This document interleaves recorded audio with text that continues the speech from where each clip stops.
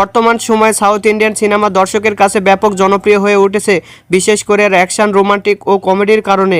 আজকে আমরা জানতে চলেছি থুডারুম সিনেমার কিছু অজানা তথ্য।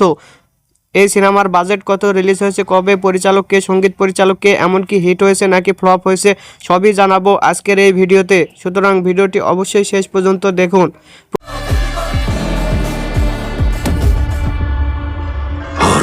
প্রথমে আসি পরিচালকের কাছে। এটি পরিচালনা করেছেন থারুণ মূর্তি, মিউজিকে আছেন জ্যাক্স বিজয়, প্রযোজনা করেছেন রেজাপুত্র ভিজুয়াল মিডিয়া, অভিনয় করেছেন মোহনলাল, সুবানা, প্রকাশ ভার্মা, বিনু পান্পু, থমাস ম্যাথিউ সহ আরও অনেকে।